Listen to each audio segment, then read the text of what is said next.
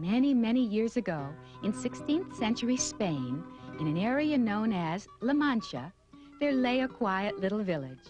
And in the village, there was a large estate that belonged to a middle-aged gentleman named Alonso Quijano. Instead of taking care of his estate like most other gentlemen at the time, Alonso Quijano preferred to read books about chivalry, about knights in shining armor. And the more he read, the more he envied the knights of old. They led such exciting lives. He imagined that he was a brave knight on a fast steed riding through the land, protecting maidens in distress and slaying dragons and monsters. Sancho! Yes, sir. May I help you? Sancho, I will become a brave knight and you my squire. We will ride through the land and uphold justice for all. He was very serious. He changed his name to Don Quixote and wore his great-grandfather's armor. He then mounted a common plow horse and named it Rocinante. And along with his faithful squire, he was ready for his first adventure as a knight.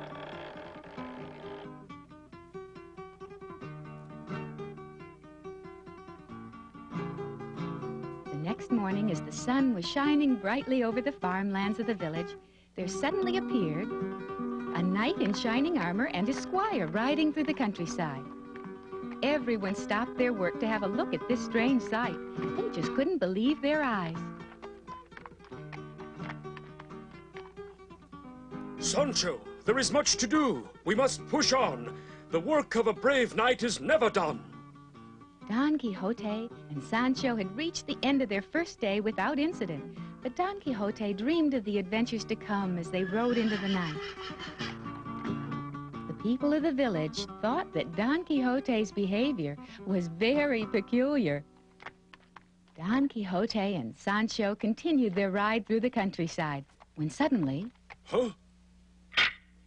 Oh. What a lovely girl! Beautiful maiden, let me introduce myself. I am Don Quixote. Hello, I'm Aldonza. Why are you dressed so strangely? Strangely? Huh? Why, I am the brave knight of La Mancha. Oh, so you're the man I've been hearing about. Is there some kind of unrest in the land that has caused you to become a knight? Unrest? Why, there is much injustice. Yes. Aldonza gave him a rose. She realized that he was quite harmless.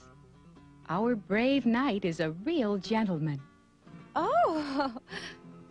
Oh!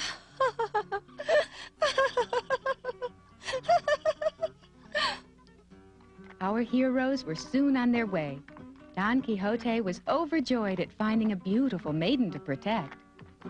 As they said farewell, he decided to rename her Dulcinea. The next morning, Don Quixote and Sancho were sleeping soundly beneath a large tree when suddenly...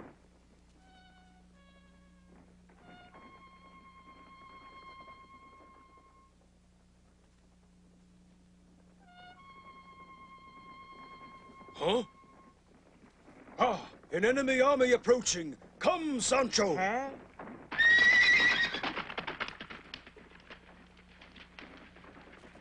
Master, master.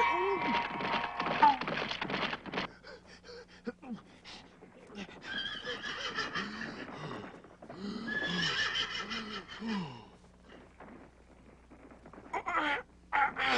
As the dust cleared, Don Quixote and Sancho could see two groups of animals galloping to the center of the field. The enemy attack! Don Quixote charged. But wait, they're only sheep. Not to Don Quixote. He imagined an enemy army, and he went into action. Where are you? Show yourselves! Come out and fight like men, you sniveling cowards! Come on! Huh? I'll run you through, you evildoers! All of you! Let's go! Come on!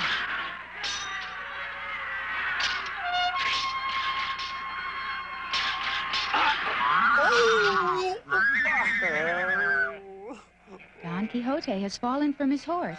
Is he all right? Huh? Come on, keep coming. I'll take you all on, you scoundrels. Don't run. Aha! Take that. Let's go. I'll take you. Come on.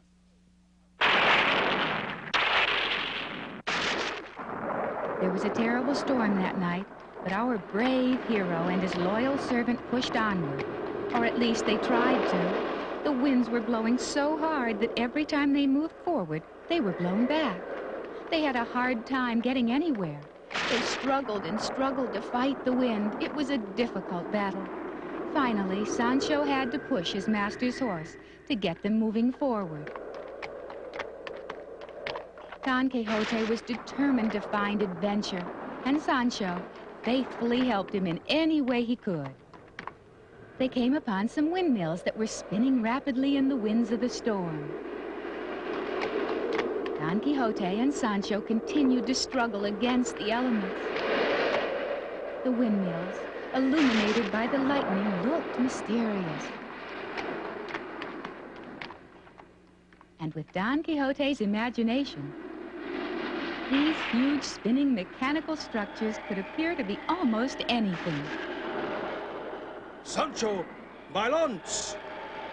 Sancho couldn't understand why Don Quixote wanted his lance, but being the faithful companion that he was, he brought his master the weapon.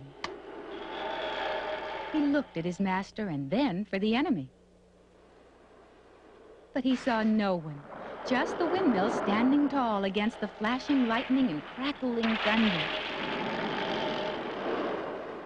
But the grimly determined Don Quixote, focusing on the pinwheel-like effect of the nearest windmill, used his great imagination to slowly turn it into a frightening vision. The vision grew and grew until it was clearly a giant monster standing directly in his path. Don Quixote studied the enemy, and as he looked closely at the monster, it raised its hand, and in it he saw... Dulcinea! Help! Help me! Help! I'll save you!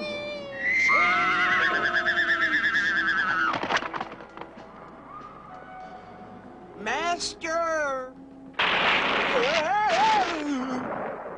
Don Quixote bravely charged the windmill. But to him, that windmill was the giant monster who had captured his love, Dulcinea. Unhand her! Help! I'm coming! Fear not! Oh, please! Evil creature, you shall feel my lance!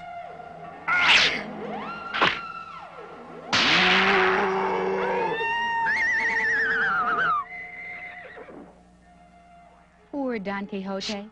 He had speared the sail of the windmill, and it had hurled him into the air. And so our brave knight had come to the end of another imaginary adventure.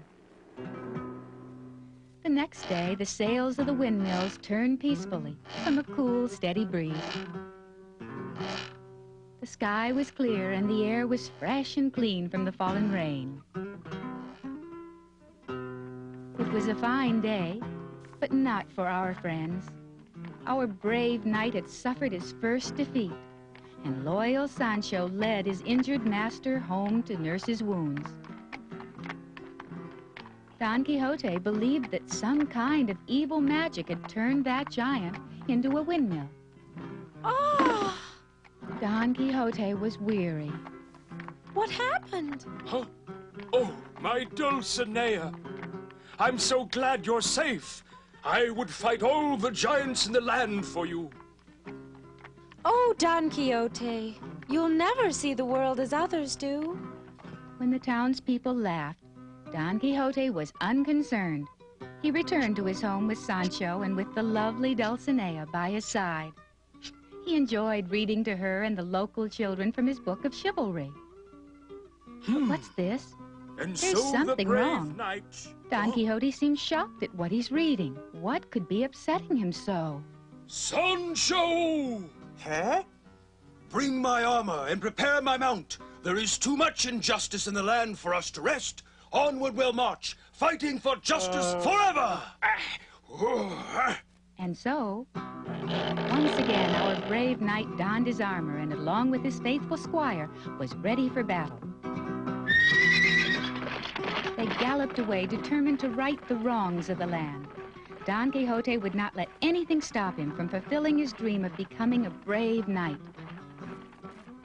The lesson to be learned from the unusual behavior of our brave knight is one of perseverance. And that simply means when you really want to do something very badly, never ever give up, no matter how difficult things may seem. Because if you truly believe in your dream, you can make it come true.